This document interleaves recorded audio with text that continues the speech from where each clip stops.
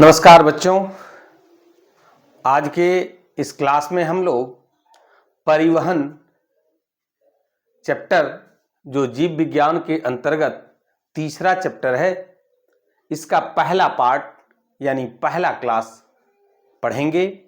और आज के इस क्लास में हम लोग परिवहन क्या है और परिवहन किस प्रकार से होता है, खास करके पौधों में, इसकी जानकारी आज हम लोग ग्रहण करेंगे। आप वीडियो के अंत तक बने रहिए। बिल्कुल आसान भाषा में, सरल भाषा में, सरल तरीके से आपको सीखने का मौका मिलेगा। तो आइए हम लोग प्रारंभ करते हैं कि आखिर परिवहन क्या है। हम लोग पहले चैप्टर में जैव प्रक्रम क्या है, जैव प्रक्रम क्या है, लाइफ प्रोसेस यानी वे सारी क्रियाएं जिनके द्वारा जीवों का क्या होता है, अनुरक्षण होता है, मेंटेनेंस होता है, वे क्रियाएं क्या है, जैव प्रक्रम है, लाइफ प्रोसेस है। लाइफ प्रोसेस के अंतर्गत हम लोगों ने पहला जो चैप्टर था पोषण, न्यूट्रिशन, उसको पढ़ा। क्योंकि पहला लाइफ प्रोसेस बिना भोजन का अनुरक्षण नहीं हो सकता है, मेंटेनेंस नहीं हो सकता है। उसके बाद हम लोग उस भोजन का, जो भोजन करने के बाद फाइनली ग्लूकोज बनता है, और ग्लूकोज से हमें एनर्जी कब मिलती है, जब उस ग्लूकोज का ऑक्सीकरण होता है। और ऑक्सीकरण कैसे होता है, ड्यू टू रेस्पिरेशन, श्वसन क्रिया के अंतर्गत, उसके विषय में पढ़ा। और अब तीसरा जो जैव प्रक्रम प्रोसेस है वो है परिवहन। क्या है बाबू, परिवहन। तो सबसे पहले हम लोग ये जानेंगे कि परिवहन क्या है, ट्रांसपोर्टेशन क्या है। हम लोग कहीं जाते हैं या फिर कहीं से आते हैं तो अपने साथ कुछ ले जाते हैं और फिर वहां से कुछ ले आते हैं, यानी वस्तुओं का, पदार्थों का, सामानों का एक जगह से दूसरे जगह ले जाना या दूसरे से जगह से फिर किसी जगह ले आना, ये क्रिया परिवहन कहलाती है, ट्रांसपोर्टेशन कहलाती है। बिल्कुल आसान भाषा में पहले समझिए। अब आइए कि शरीर के अंदर, चाहे वो पादपों का शरीर हो, पेड़ पौधों का शरीर हो या फिर जंतुओं का शरीर हो, सभी में शरीर के अंतर्गत पदार्थ का आवाजाही होता है। पदार्थ एक स्थान से दूसरे स्थान तक पहुंचाए जाते हैं और यही पहुंचाने, ले जाने और ले आने की क्रिया क्या कहलाती है, परिवहन कहलाती है। हम लोग के शरीर में क्या आता जाता है, ऑक्सीजन, वायु का भी परिवहन होता है, जल का परिवहन होता है, आवश्यक लवणों का, आवश्यक खाद्य पदार्थों का, आवश्यक तत्वों का आदान प्रदान होता है ना। तो सबसे पहले हम लोग ये जानेंगे कि आखिर परिवहन क्या है, ट्रांसपोर्टेशन क्या है। तो उपयोगी पदार्थों का उनके मूल स्रोतों से, यानी जहां से वो उपयोगी पदार्थ बनते हैं, तैयार होते हैं, मिलते हैं, उनके मूल स्रोतों से शरीर की प्रत्येक कोशिका तक, शरीर के प्रत्येक सेल तक, कोशिका तक, चूंकि जीव शरीर का इकाई क्या है, यूनिट क्या है, कोशिका है, तो कोशिका तक पहुंचाने और कोशिका में बने अनुपयोगी और हानिकारक पदार्थ, अनुपयोगी और हानिकारक पदार्थों को कोशिकाओं से निकालकर गंतव्य स्थान तक पहुंचाने की क्रिया को पदार्थों का परिवहन कहते हैं। यही बात हमने पूर्व में भी कहा कि कोई पदार्थ को कहीं ले जाना या फिर कहीं से किसी जगह ले आना ही क्या कहलाता है, परिवहन कहलाता है, ट्रांसपोर्टेशन कहलाता है। अब जीवों के शरीर में इस कार्य को करने के लिए जो विकसित तंत्र है, जो विकसित सिस्टम है बाबू, उसी सिस्टम को क्या कहा जाता है, परिवहन तंत्र कहा जाता है, ट्रांसपोर्ट सिस्टम कहा जाता है। आप लोग देखते होंगे कोई भी ट्रक में ट्रांसपोर्ट लिखा होता है, तो ट्रक का क्या काम है? ट्रक से हम लोग क्या लेते हैं? कोई सामान लोड कर दिए और जहां गंतव्य स्थान है वहां तक पहुंचा देता है, या फिर कोई सामान मंगाना है तो वो जाता है, उसका जो मूल स्रोत है जहां वो सामान मिलती है वहां से वो सामान को उठा लिया और हमारे तक पहुंचा देता है।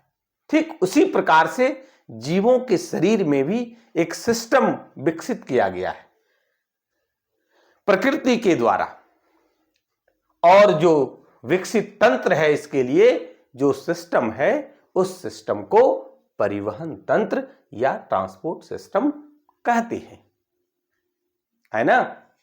अब है कि एक कोशिकीय पौधों में, देखिए ये जो पॉइंट है बड़ा ही इंपॉर्टेंट है वस्तुनिष्ठ प्रश्न के लिए, इसलिए ध्यान पूर्वक देखेंगे कि एक कोशिकीय पौधा किसको कहते हैं, एक कोशिकीय जीव किसको कहते हैं, यानी जिसका शरीर सिर्फ और सिर्फ एक कोशिका का बना होता है, एक कोशिकीय जीव कहलाता है। अब एक कोशिकीय जीव जंतुओं में भी है और एक कोशिकीय जीव पौधों में भी है, पादपों में भी है।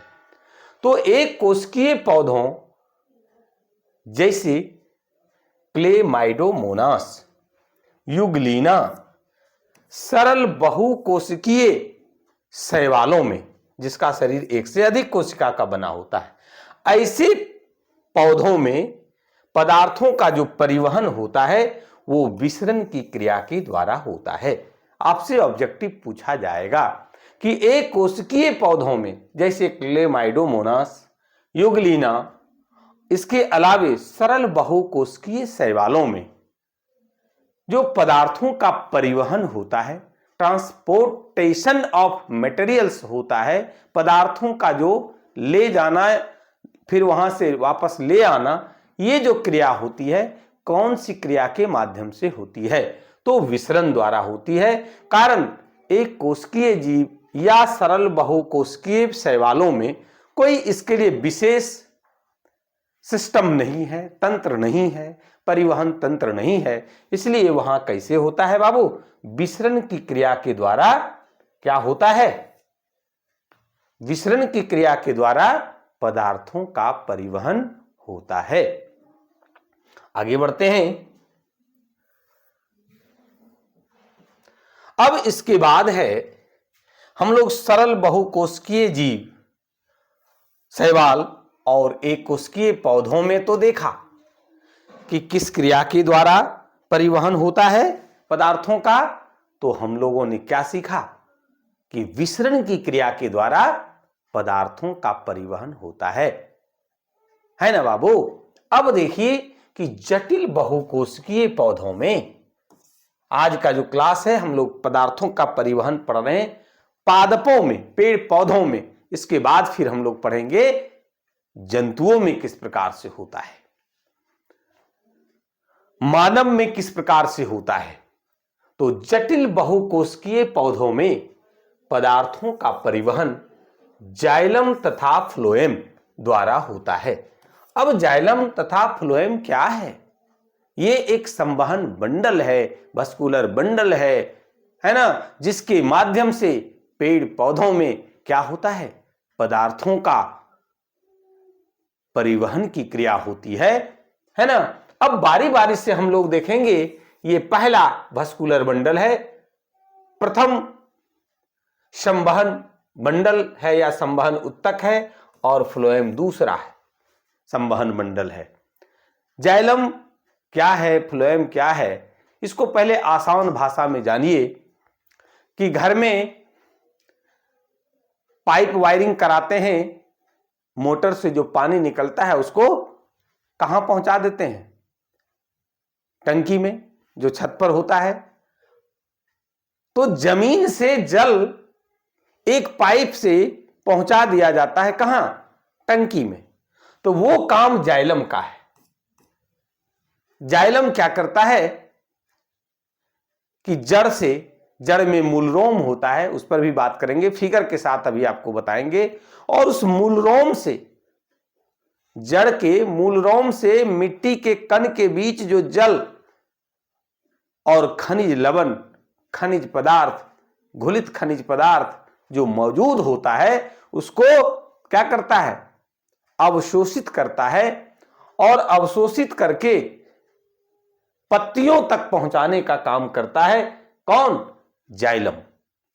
तो पत्ती हो गया टंकी, और उसके बाद फिर टंकी से हम लोग क्या करते हैं कि बहुत एक पाइप निकलता है और घर में जहां जहां जरूरत होता है, यानी पूरे ऊपर हो या नीचे हो, वहां सब जगह टेप लगा देते हैं, नल लगा देते हैं और पानी का इस्तेमाल कर लेते हैं। वो काम है फ्लोएम का।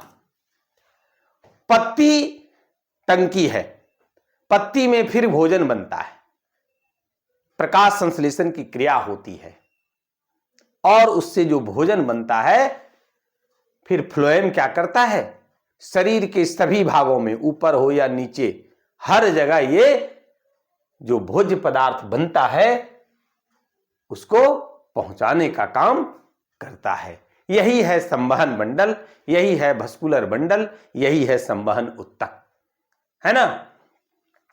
आइए फिर उसी चीज को हम लोग देखते हैं कि जाइलम, जाइलम को जल संवाहक उत्तक भी कहते हैं, क्योंकि ये जल का क्या करता है, संवहन करता है। जल को, जल कहां है, जमीन में, और जड़ द्वारा वो पेड़ पौधों के पत्तियों तक पहुंचाने का काम करता है। कौन? जाइलम। इसलिए जाइलम को जल संवाहक उत्तक भी कहते हैं। इसमें जो पाई जाने वाली वाहिकाएं हैं और वाहिनिकाएं, इसको अभी फिगर के माध्यम से देखेंगे, मुख्य रूप से जल एवं खनिज लवणों के स्थानांतरण में ये सहायक होती है। जाइलम के द्वारा जल तथा घुलित खनिज लवण को जड़ से पत्तियों तक पहुंचाती है ना। अब हम लोग देखेंगे कि फ्लोएम का क्या कार्य है, फ्लोएम क्या है। हम लोग क्या किए, जाइलम के माध्यम से पानी को टंकी तक पहुंचा दिए, पत्ती तक पहुंचा दिए। अब पत्ती में यानी टंकी में जो पानी है, पत्ती में जो भोजन बनता है, उस भोज्य पदार्थ को पूरे घर में, चाहे वो ऊपर हो नीचे हो, हर जगह पहुंचाने का काम किसके द्वारा होगा, तो फ्लोएम के द्वारा होगा। फ्लोएम क्या करता है, देखिए कि संवहन मंडल का यह दूसरा जटिल उत्तक है ना। भस्कुलर बंडल का यह दूसरा जटिल उत्तक है तथा इसमें पाई जाने वाली चालनी नलिकाएं, हम लोग देखेंगे अभी चालनी नलिकाएं किस प्रकार होती है फिगर के माध्यम से। उसका मुख्य कार्य है कि पौधे के हरे भागों में निर्मित, तो हरे भाग मुख्य रूप से पत्ती है, ऐसे तो तना भी हरा होता है, वहां भी प्रकाश संश्लेषण की क्रिया होती है, जान लीजिए। हम लोग पहले चैप्टर में पढ़ चुके हैं कि पत्ती को प्रकाश संश्लेषी अंग कहते हैं, हरित लवक को प्रकाश संश्लेषी अंगक कहते हैं। तो ठीक उसी प्रकार से हरे भागों में अर्थात पत्तियों में जो निर्मित भोज्य पदार्थ है, इस भोज्य पदार्थों को दूसरे भागों में वितरित करना है, पहुंचाना है। तो हम लोगों ने क्या देखा कि जाइलम जमीन से जल तथा घुलित खनिज लवणों को, घुलित खनिज पदार्थों को पत्तियों तक पहुंचाता है, जबकि फ्लोएम क्या करता है, जो पत्तियों में या पेड़ पौधों के हरे भाग में जो प्रकाश संश्लेषण की क्रिया के द्वारा भोजन बनता है, भोज्य पदार्थ बनता है, उसको दूसरे भागों में वितरित करता है, पहुंचाने का काम करता है। ठीक उसी प्रकार से जिस प्रकार से घर में एक पाइप के द्वारा मोटर से टंकी में पानी पहुंचाया जाता है, याद रखने के लिए हम बता रहे हैं, और फिर टंकी से दूसरा पाइप जो निकलता है वो वापस सभी दिशाओं में क्या करता है, पानी को पहुंचाने का काम करता है। ठीक उसी प्रकार से पेड़ पौधों में जाइलम के द्वारा पत्ती तक जल और घुलित खनिज लवणों को, खनिज पदार्थों को पहुंचाने का काम किया जाता है, और पत्ती में या हरे भागों में जो भोज्य पदार्थ बनता है उसको फ्लोएम के द्वारा, दूसरा जो पाइप है उसके द्वारा पेड़ पौधों के सभी भागों में भोज्य पदार्थों को पहुंचाने का काम किया जाता है। आइए जरा देखें कि किस प्रकार से जाइलम वाहिकाएं होती है और फ्लोएम की चालनी नलिकाएं होती है, उसके विषय में जानेंगे। ये जो है देख लीजिए ए नंबर और ये फिगर है बी नंबर। तो ए नंबर है जाइलम वाहिकाएं, ये जो देख रहे हैं जाइलम वाहिकाएं है ना। जाइलम वाहिकाएं देखिए इस तरह से बना होता है, इस तरह से देखिए ये ऊपर जा रहा है और पत्ती तक इसी तरफ से होकर के पत्ती तक क्या पहुंचता है बाबू, तो जल और खनिज लवण है ना। खनिज लवण पत्ती तक, जड़ से लेके पत्ती तक पहुंचाने का काम किसके द्वारा किया जाता है, जाइलम वाहिकाएं के द्वारा किया जाता है। दूसरा जो फिगर है वो है फ्लोएम की चालनी नलिकाएं। चालनी नलिका देखिए इसका क्या है, तो चालनी नलिका ये जो दिख रहा है आपको, ये जो है ये है चालनी नलिकाएं। ये देख लीजिए ये जो है वो चालनी नलिका है। ये ऊपर और नीचे सभी भागों में समान रूप से क्या करता है, ये चालनी नलिकाएं हैं, है ना। बीच बीच में छिद्र भी होता है, ये जो देख रहे हैं छिद्र है, ये छिद्र है बाबू। तो ये फ्लोएम में चालनी नलिकाओं के द्वारा क्या होता है, जो पत्तियों में अर्थात पेड़ पौधों के जो हरे भाग में प्रकाश संश्लेषण की क्रिया के द्वारा जो भोज्य पदार्थ का निर्माण होता है वह पहुंचाने का काम किया जाता है। उसका वितरण पेड़ पौधों के सभी भागों में किया जाता है, जड़ से लेके तना पत्ती हर जगह, डाल टहनी सब जगह पहुंचा दिया जाता है। चलिए अब आगे देखते हैं। अगर आप लोगों को कहीं कोई परेशानी हो समझने में तो आप हमें कमेंट करके जरूर बताएंगे। आइए कि जाइलम तथा फ्लोएम में अंतर क्या है। आपसे प्रश्न पूछेगा कि जाइलम तथा फ्लोएम में अंतर स्पष्ट करें, तो आपको लिख देना है कि जाइलम तथा फ्लोएम में निम्नलिखित अंतर है और 3 अंतर हमने बताने का प्रयास किया। ये देख लीजिए, पहला, दूसरा और तीसरा। तो पहला अंतर क्या है, जो बातें अभी हम लोगों ने सीखा वही बात फिर इसमें लिख देना है। जाइलम की कोशिकाएं मृत होती है, एक नया बात कि जाइलम की कोशिकाएं क्या होता है बाबू, मृत होती है, जबकि फ्लोएम की कोशिकाएं जीवित होती है। कारण जाइलम जो है वो पेड़ पौधे के तना या जड़ में बाहरी भाग में होता है, वो सूखा हुआ होता है, मृत होता है, जबकि फ्लोएम आंतरिक भाग में होता है, अंदर के भाग में होता है और वो जीवित होती है। चलिए पहला हो गया।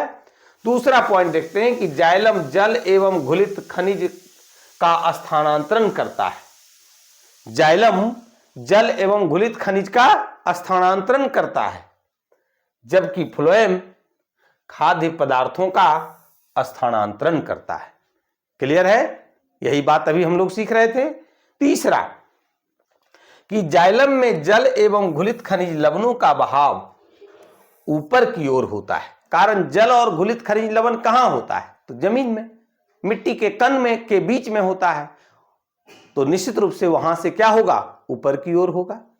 इसलिए याद रखेंगे कि जाइलम में जल एवं घुलित खनिज लवणों का बहाव ऊपर की ओर होता है, जबकि फ्लोएम में खाद्य पदार्थों का परिवहन ऊपर एवं नीचे दोनों होता है। जिस तरह से हम आपको बताए थे कि पानी जाइलम के द्वारा, यानी बोरिंग वाला पानी जो भूमिगत जल है, जमीन के नीचे है, उसको टंकी तक पहुंचाता है, लेकिन जब टंकी से फिर पानी हर जगह ऊपर नीचे second floor, first floor, ground floor, हर जगह उसका हम लोग इस्तेमाल कर लेते हैं, है ना, ऊपर नीचे हर जगह। ठीक उसी प्रकार से फ्लोएम के द्वारा खाद्य पदार्थों का परिवहन ऊपर एवं नीचे दोनों होता है चालनी नलिकाओं के द्वारा। चलिए आगे बढ़ते हैं कि पौधों में बड़ा ही इंटरेस्टेड टॉपिक है कि पौधों में पदार्थों के परिवहन की क्रियाविधि किस प्रकार से होती है, कैसे पदार्थ का परिवहन पेड़ पौधों में होती है। तो विकसित पौधों में जल, खनिज लवण तथा खाद्य पदार्थ का परिवहन दो क्रियाओं के सहयोग से होता है। हम लोग अभी सीखे कि जल और खनिज लवण का जो परिवहन होता है वो जाइलम के द्वारा जड़ से पत्ती तक पहुंचा दिया जाता है, जबकि खाद्य पदार्थ का परिवहन फ्लोएम द्वारा पेड़ पौधों के सभी भागों में पहुंचाने का काम किया जाता है। अब है ये तो ठीक है, लेकिन इसके साथ साथ कि ये परिवहन यानी जो नीचे से ऊपर या ऊपर से नीचे जो होता है वो किन क्रियाओं के सहयोग से होता है किसके द्वारा, वो हम लोग जान गए कि जाइलम और फ्लोएम के द्वारा होता है, लेकिन कौन सी क्रिया के सहयोग के द्वारा से होता है, तो उसके लिए दो सहयोग है, दो क्रिया के सहयोग से होता है बाबू। पहला है स्थानांतरण। इस क्रिया के द्वारा घुलित पदार्थों का चालन पौधों के एक अंग से दूसरे अंगों तक होता है। क्या होता है? स्थानांतरण क्रिया के द्वारा घुलित पदार्थों का चालन पौधों के एक अंग से दूसरे अंगों तक होता है। दूसरी जो क्रिया है जिसके कारण पौधों में पदार्थों का परिवहन होता है वो है वाष्पोत्सर्जन। क्या है बाबू? वाष्पोत्सर्जन। वाष्पोत्सर्जन क्या है आगे के क्लास में और इन डिटेल में बात करेंगे, लेकिन यहां पर हम लोग समझिए कि वाष्पोत्सर्जन क्या है। जल का वाष्प के रूप में बदल करके और उत्सर्जन हो जाना, वातावरण में चला जाना ही वाष्पोत्सर्जन कहलाता है। वाष्प जोड़ उत्सर्जन, भाप बन करके उत्सर्जित हो जाता है, भाप बन करके निकल जाता है, वायुमंडल में चला जाता है, और उसी क्रिया को वाष्प उत्सर्जन कहते हैं, वाष्पोत्सर्जन कहते हैं। इस क्रिया द्वारा जल पौधों के बाहरी वायवीय भागों द्वारा वाष्प के रूप में निकलकर हवा में मिल जाता है, वही बात है। एवं इसके साथ साथ अवशोषित जल का जाइलम के द्वारा स्थानांतरण होता है। क्या होता है? जाइलम के द्वारा स्थानांतरण होता है। तो ये दो क्रिया अभी इसका फिगर के माध्यम से भी हम लोग समझेंगे कि किस प्रकार से स्थानांतरण और वाष्पोत्सर्जन की क्रिया होती है और पदार्थों का परिवहन होता है, जल, खनिज लवण और भोज्य पदार्थ या खाद्य पदार्थ। आइए देखते हैं, देख लीजिए। सबसे पहले जल का अवशोषण और परिवहन किस प्रकार से होता है। अभी हम लोग चर्चा कर रहे थे कि पेड़ पौधों की जड़ों में मूल रोम होता है। ये देखिए मूल रोम है ना, मृदा कण है, और इसके बीच में क्या है बाबू? जल है, और जल में घुलित खनिज लवण भी है ना। ये सब जल और घुलित खनिज लवण है। अब मूल रोम क्या है? मृदा कण के बीच अवस्थित है और इसको अवशोषित कर लेता है। अवशोषित कर लेने के बाद यहां से वो देखिए चला, इस तरह से चलते जा रहा है। देखिए जड़ है, अभी तक हम लोग जड़ में, मूल रोम से जड़ में प्रवेश किए, और देखिए इस तरह से कहां चलाया? इसमें चलाया। और ये जो आपको दिखाई पड़ रहा है चौकोर है ना, इस तरह से ये जो देख रहे हैं ये क्या है? जाइलम है। इसके इस बगल में देखिए ये जो है बिंदु है ना, डॉटेड स्ट्रक्चर, ये फ्लोएम है। तो क्या हुआ? मूल रोम के द्वारा जो जड़ों में स्थित होता है उससे मृदा कण के बीच मिट्टी में मृदा कण के बीच में जो जल और घुलित खनिज लवण है उसको अवशोषित करके जड़ से होते हुए जाइलम में पहुंचा देता है और जाइलम के माध्यम से फिर कहां चला जाता है, पत्तियों तक पहुंच जाता है। उस क्रिया को भी अगला जो फिगर है उसके माध्यम से हम लोग देखते हैं। देखिए,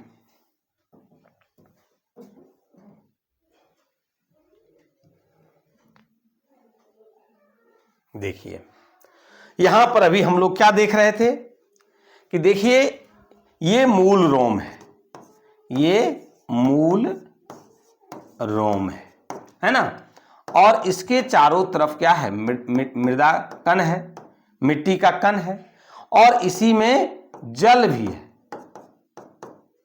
और जल में जो घुलित खनिज लवण है ये मूलरोम के द्वारा देखिए अवशोषित होकर के हर जगह से कहां जा रहा है,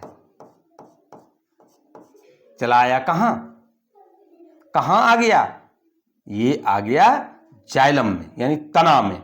और देखिए जाइलम इस तरह से जाइलम क्या कर रहा है, कहां पहुंचा रहा है, पत्ती तक पहुंचा दिया, पत्ती तक पहुंचा दिया। किसको, जल और खनिज लवण को। अब इस पर क्या हो रहा है बाबू कि सूर्य प्रकाश पड़ रहा है, सनलाइट पड़ रहा है ना, क्या पड़ रहा है, सूर्य प्रकाश यानी सनलाइट पड़ रहा है। और सनलाइट पड़ने के बाद वही जल वाष्प के रूप में कहां चला जा रहा है, वायुमंडल में जा रहा है, हवा में मिल रहा है। और यही हवा में मिलने की क्रिया क्या हो रही है कि क्या कहते हैं इसको, वाष्पोत्सर्जन, जो वाष्प बन करके, भाप बन करके और वातावरण में चला जाता है। अब देखिए यहां पर दो क्रिया हो रहा है, एक तो वाष्पोत्सर्जन कि जल जो है वो वाष्प बन करके चला गया कहां, वायुमंडल में। अब जब वायुमंडल में जाएगा तभी नीचे से क्या होगा, ये मूल रोम के द्वारा, जड़ के द्वारा जाइलम क्या करेगा, यहां तक जल पहुंचाएगा। क्योंकि ये जल जब तक बाहर नहीं निकलेगा, नीचे जो जल स्तंभ बना हुआ है वो नीचे से ऊपर जल ये कभी नहीं जाएगा। इसलिए मुख्य रूप से दो क्रिया जो है यहां पर, दो क्रियाओं के द्वारा पेड़ पौधों में पदार्थों का परिवहन होता है। पहला है वाष्पोत्सर्जन, क्या है बाबू, तो वाष्पोत्सर्जन। और दूसरा जो क्रिया है वो है स्थानांतरण।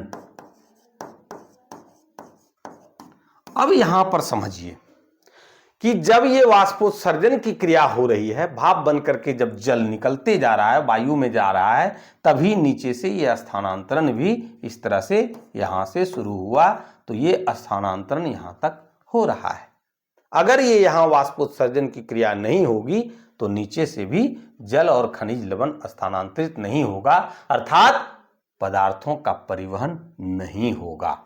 इसलिए पदार्थों के परिवहन पेड़ पौधों में दो क्रियाओं के माध्यम से होता है, पहला है वाष्पोत्सर्जन और दूसरा है स्थानांतरण। अब आगे देखते हैं कि स्थानांतरण क्या है। बिल्कुल एक छोटा सा परिभाषा है, इसको हम लोग देख लेते हैं कि स्थानांतरण क्या है। तो पौधों में जल, खनिज लवण और खाद्य पदार्थों की बहुत ऊंचाई तक संचलन को ही क्या कहते हैं, स्थानांतरण। जो अभी हम लोग फिगर से नीचे से ऊपर जो देख रहे थे है ना, वो स्थानांतरण कहलाता है। फिर से एक बार देख लीजिए कि पौधों में जल, खनिज लवण और खाद्य पदार्थों की बहुत ऊंचाई तक संचलन को ही क्या कहते हैं, स्थानांतरण कहते हैं। तो आज का क्लास आपको कैसा लगा, कमेंट करके आप हमें बताएंगे। अगर वीडियो अच्छा लगा हो तो लाइक और शेयर जरूर करेंगे। जो लोग अभी तक चैनल को सब्सक्राइब नहीं किए हैं, चैनल को सब्सक्राइब करें। आज की क्लास में बस इतना ही, धन्यवाद।